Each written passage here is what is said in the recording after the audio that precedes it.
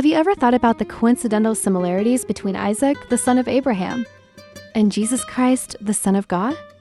Even though they lived about 2,000 years apart, these two biblical figures share a lot in common, and it begs the question, why? Take, for example, they were both children of promise. Jesus was sent by God to restore the house of Israel and win all of mankind to God.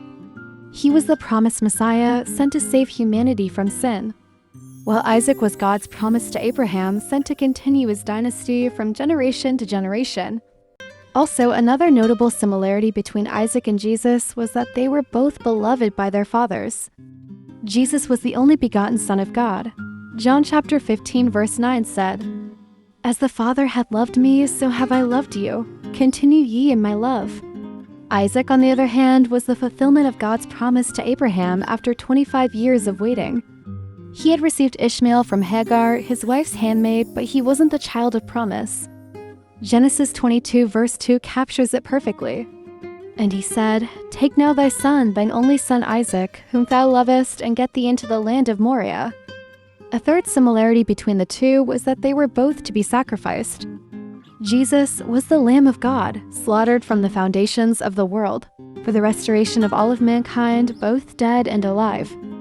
And Jesus knew this when he said in Mark chapter 14 verse 21, "The Son of Man indeed goeth, as it is written of him."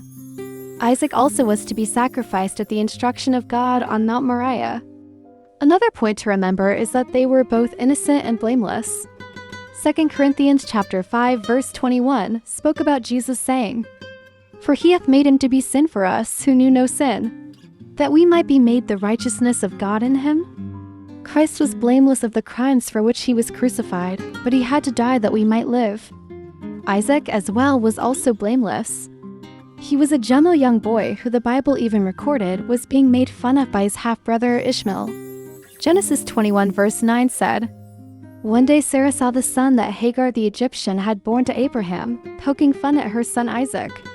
He most definitely didn't deserve to die." Finally, they both surrendered to the wills of their fathers. In the Garden of Gethsemane, Jesus said in Matthew 26 verse 39, "O my Father, if it be possible, let this cup pass from me. Nevertheless, not as I will, but as thou wilt." The death on the cross and the humiliation that preceded it wasn't in any way palatable. But Christ surrendered to the will of the Father because, ultimately, he knew that it was the only way. Isaac also, in Genesis 22 verse 7, was suspicious when he said, "My father, here is the fire and the wood, but where is the lamb for the burnt offering?" But despite knowing this, he seemed to trust his father and laid down on the altar in the stead of a lamb. So, with all these similarities, we draw the conclusion that Isaac was indeed a shadow of Jesus Christ. Same as the way the Old Testament is a shadow of the New. The story in Genesis 22 foreshadowed what was to come on Calvary tree. God used his closest friend Abraham to visualize what it would be like 2,000 years later, when his own son would, at his behest, lay down his life for mankind. Don't forget to leave a like. See you in the next video.